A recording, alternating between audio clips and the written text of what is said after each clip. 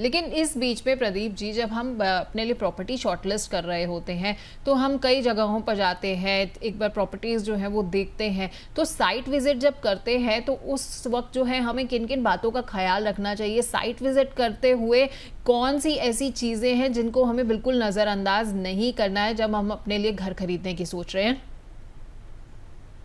देखिए, जब भी आप साइट विजिट करते हैं तो जो आपको ब्रोशर के अंदर डिटेल दी हुई है कि ये ऐसा ऐसा होगा, जो भी स्पेसिफिकेशंस भी दी हुई होती हैं, यही स्पेसिफिकेशन आपके बिल्डर बायर एग्रीमेंट में भी होती है। आपको वो लिस्ट पूरी लेनी है और उसको क्वालिटी स्टैंडर्ड के हिसाब से ये सारी चीजें चेक करनी है। साथ में मतलब इवन यहाँ तक कि जो टाइल अगर फिक्स की हुई है, तो मैंने अक्सर देखा है कि टाइल हॉलो होती हैं, तो आपको किसी स्टिक से उसे बार बार मार के प्रेस करके चेक करना होता है। अगर वो हॉलो है तो आपको वहां डेवलपर को पोजीशन लेने से पहले बताना पड़ता है। साथ में प्लास्टर कैसा है, पेंट है, ठीक है नहीं है, ये सब चीजें छोटी छोटी चीजें हैं, ये तो आपको खुद साइट पे जाके चेक करनी ही होती है। लेकिन इससे पहले आपको डॉक्यूमेंट्स चेक करने जरूरी होते हैं। जैसे प्लॉट अगर है तो उसमें कंप्लीशन सर्टिफिकेट आता है, और अगर बिल्डिंग है तो उसमें ऑक्यूपेंसी सर्टिफिकेट आता है। ये डॉक्यूमेंट ये इंडिकेट करता है कि as per building plan approval ये सारी चीजें डेवलपर ने बनाई है, तभी अथॉरिटी ने उसे ओके किया है कि वो अब रहने लायक है। तो ये डॉक्यूमेंट सबसे इंपॉर्टेंट होता है। और आपकी प्रॉपर्टी पे अगर किसी टाइप का कोई मॉर्गेज है डेवलपर के द्वारा, तो वहां से भी रजिस्ट्री नहीं होती है। तो बैंक से किसी भी टाइप का मॉर्गेज क्लियर हो चुका हो तब आपके नाम रजिस्ट्री होगी। ऑक्यूपेंसी और सीसी सर्टिफिकेट दोनों हो आपके पास में।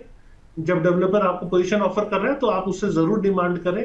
अगर ये चीज है तभी आप पोजीशन लेने जाएं, और जो कमिटेड एमिनिटीज हैं वो वहां पे इन प्लेस हो, क्योंकि अगर वो इन प्लेस नहीं है तो वो अधूरा पोजीशन माना जाएगा, और आप उसके लिए पोजीशन लेने से पहले आप मतलब पूरी तरह से पोजीशन उसका ना ले। अगर बच सकते हैं तो बचे, और अगर तब भी लेने की जरूरत है तो अंडर प्रोटेस्ट ले ले, पहले पोजीशन ले ले, उसके बाद आप रेरा में जाके डेफिशिएंसी और सर्विसेज के अगेंस्ट में केस भी कर सकते हैं।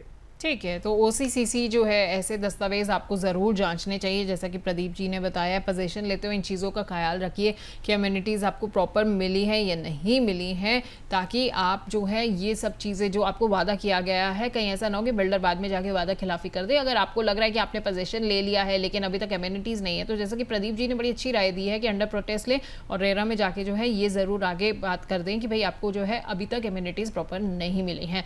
लेकिन प्रदीप जी, ये जो बिल्डर एसोसिएशंस होती है जैसे कि क्रेडाई हो गया या फिर बीएआई हो गया, इनकी मेंबरशिप जो है वो कितनी महत्वपूर्ण रहती है? क्या इससे भी हम बिल्डर की क्रेडिबिलिटी का अंदाजा लगा सकते हैं? देखिए, मैं कहूंगा ये इंडिकेटर है कि किसी न किसी एसोसिएशन से डेवलपर एसोसिएटेड है, लेकिन ये इसी की गारंटी नहीं है कि अगर किसी एसोसिएशन से वो एसोसिएटेड है तो आपको मतलब बहुत अच्छा है आपके लिए। इस चीज की गारंटी नहीं है। आपको अपनी लड़ाई मतलब प्रॉपर्टी खरीदना एक तरह से लड़ाई है। ये जंग आपको खुद ही जीतनी है, खुद ही सारे डॉक्यूमेंट्स वेरीफाई करने हैं, खुद ही पोजीशन आपको लेना है, टाइटल आपको खुद वेरीफाई करना है, रजिस्ट्रेशन नंबर खुद वेरीफाई करना है।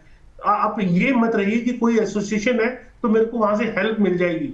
ये जरूर है कि अगर आप फंस गए हैं तो फिर आप इन एसोसिएशंस को अप्रोच कर सकते हैं कि हमें यहाँ से रिलीफ दिया जाए, क्योंकि वो आपके रजिस्टर्ड मेंबर हैं। तो एक उम्मीद की किरण ही आपके पास मुझे बचती है। 100% सेफ आप नहीं होते। ठीक है, 100% सेफ्टी नहीं मिलती है।